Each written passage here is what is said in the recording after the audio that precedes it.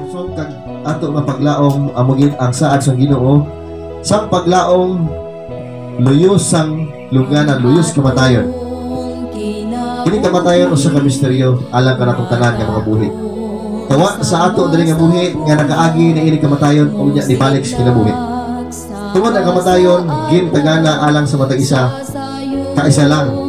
Umas kamatayon mga kaigsunan according to Hebrews 9:27 muagi kita tanan diya sa paghukom sa Dios. Umas kamatayon ang atong palabuton amo ang paghukom. So kining kamatayon misteryo ini kung ano ini ang matabo sa tao.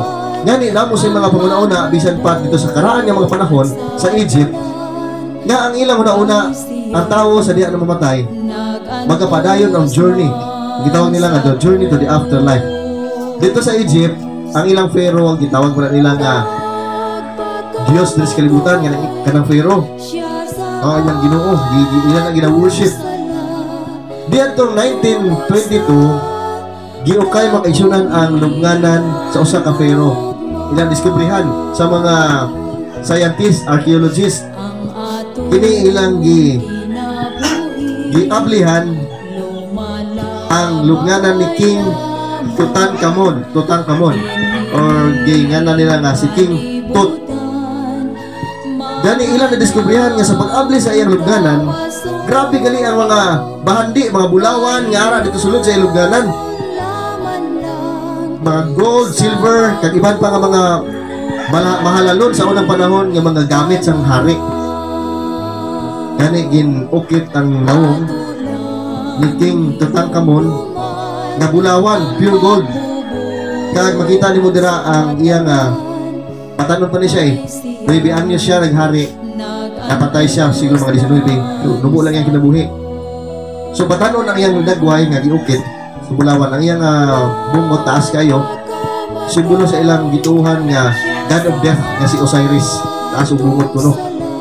Ang ilang ipatuhan nga ang tao labi na dito sa Egypt pag mapatay isakay kuno sa ferry boat tabok sa Nile River.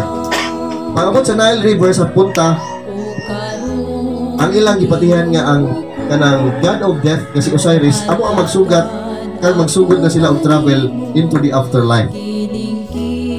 Gani nga ang ilang gustong i-preserve ang lawas sa dili mapatay ang Pharaoh. So sa Egypt gid ang nagsikat kining mummification. Wala pa man siguro sa una sang siguro sila nag-una sang embalmment, no?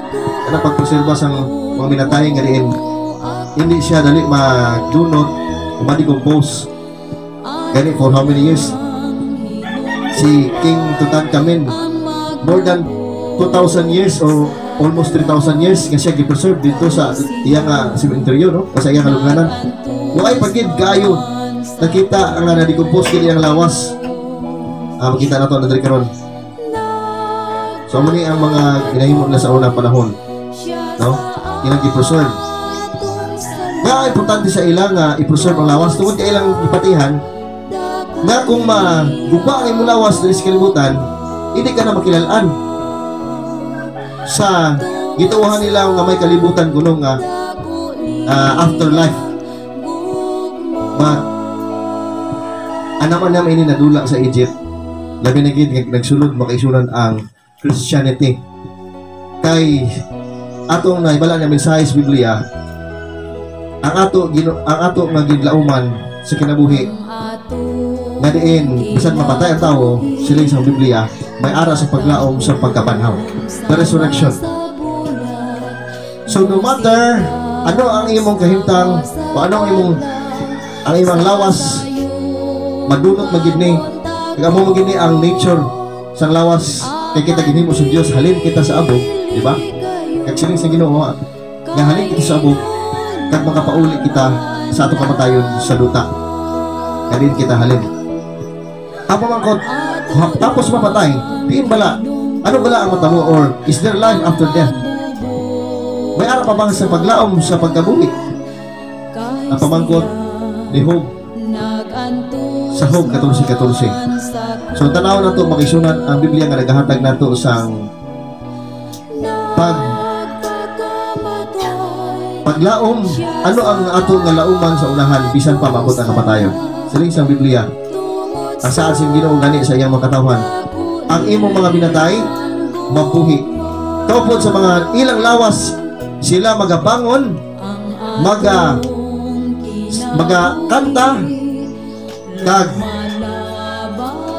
parehas sini kaangay sini makisunan, tipunon sa Ginoo ang iyang katawan sa adlaw sa pagkabanhaw. Kita why gid sing angay nga ipasigarabos kinabuhi tungod kay kitang tanan bisan ano kita ka bisan professional kita no o taas ang atong degree parehas lang gid kita sa ato nga pakatuan.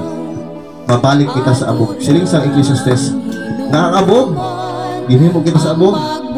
Kung mapatay madula ang ginhahawa kag mabalik kita diri sa duta. Gani ang hambal sa Dios sa tao sa dira ka nakasala ang tao nga magpangabudlay kamo paagi sa inyong mga balhas magkakaon kamo tugtog nga kamo magapauli sa duta kay sa duta kamo halin kay sa duta kamo magapauli. At so ang ginhambal sa Biblia once kamatayon ang tao diin man mabalik sa duta o sa lubnganan. Amo ni ang ato babasa sa Juan 5:29, 28-29 nga ang tao mamatay pero siling diri ayaw kamo kay bulong kay ang takna nagasingabot nga ang tanan nga ana sa mga lubong sa sementeryo managpakabati sa iyang tingog kadayon og ang mga nanagbuhat og maayo magapanggula nga binhanaw ngadto sa kinabuhi og ang mga nagabuhat og mangilad managpanggula nga binhanaw ngadto sa pagkahinukman sa silot. So duha klase ang tao sa panahon sa pagbanhaw o panahon sa pagbalik sa Ginoo. May ara sa makabaton sa kinabuhi, may ara sa makabaton sa pagka sumala din binanhaw sa pagkahinukman sa silot. So ang mga tao sa diha nga mapatay mo pabilin diha sa lubnganan tugtog sa pagpadayag sa atong Ginoo diha sa iyang pagbalik. Gani ang nahimo nga ehemplo sa Biblia nga si Haring David o sa mga ka tao nga giila nato nga nagsulod gid si Ginoo og matarong nga tao. Dugay ng panahon namatay si Haring David. So siling diri ni Lucas sa mga sulat aning Acts. Mga igsoon sa masaligon ako makasulti kaninyo. May tungod kang David nga patriarka nga siya namatay o gilubong. Di nagkado si David ingon rin og ang iyang lubong nagpabilin pamanggani kanato hangtod diining adlaw. Kay si David wala mo saka ngadto sa langit kani paabot makaisunan diha sa saad si Ginoo. Sa adlaw nga siya mabalik ang tanan nga nangamatay diha sa kay Kristo o nangamatay nga nagkinabuhi na sa kay Kristo amo ang panhawon sa Ginoo upod sa mga buhi dalon sa langit ng pulianan.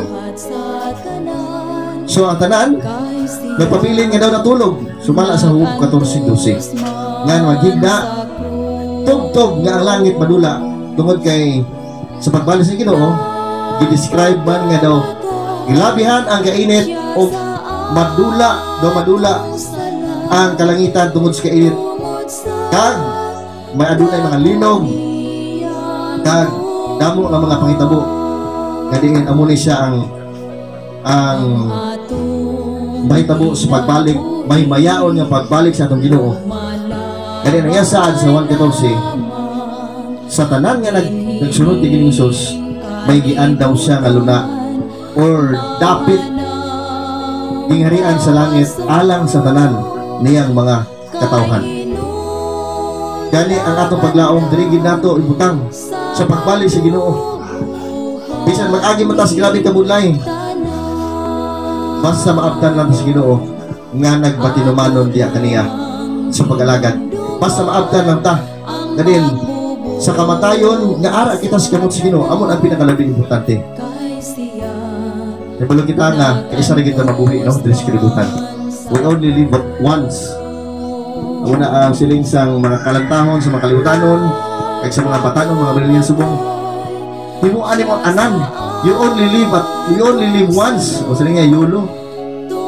Live while you were young. Pag gusto ka propagasunan ang ato pag kinabuhi kausa lang yun subo sa ato gining i-plus sa ato kinabuhi nga din sa ini pa maabot ang kamatayon o maabot mga kamatayon iyara kita dira sa kamot sa Ginoo. And once we miss that opportunity to live our life in Christ makaisunan, then ang paglaom sa iyang pagbalik o sa iyang pagbanhaw kanato makaisunan mahimo makaisunan nga at dili nato mapatnan. So ano bala ning giandam sa Dios? Gusto nako nga ato imagine agud nga naara kita sa view nga ang kita magpadayon tungtong gid sa katapusan sa pagkamatutom sa atong Ginoo. Ang giandam sa Dios nga diin gingarian sa mga langit nga wala na sang kasakit o kamatayon. Ano ini nga dapit masiling ibang tao tuod wala ini nga dito sa dapit nga giandam sa Ginoo waay na gid sa pag-antos, waay na sa paghipi. Ang siling sang pinadayag nga ang tanan nga mga luha pagkapangiran kag pagabailuhan sa Ginoo sa kalipay kag kinabuhi nga wala na gid sa katapusan. Kaupon ang Ginoo kag sa mga tanan nga mga linuwas magpuyo dina sa gingarian kag gidisenyo sa Ginoo nga wala na gid sang bisan isa o gagmay na lang nga dagta umansya sang sala. Ang ginsahan sa Ginoo matuod gani parehas nga ang mga pulong sa Dios matuod kag kasalikan. Nakita ni Juan sa pananawon ang dapit nga giandam sa Dios bulawan nga pulianan nga nagasidlak ang tanan ginhimo pinaagi sang mga precious stones kag ang kamot mismo sa Ginoo naghimo nagdisenyo. May ara kita sang mga disenyo nga mga palay mga building sa kalibutan nga nami kayo way na sing katunga sang disenyo sa Dios nga mo ang naghimo sa kalibutan o universo. Gani ang saad sa Dios niini nga dapit mahimo nga mabalik na ang pagka-perfecto sa diha nga wala pa miabot ang sala sa kalibutan.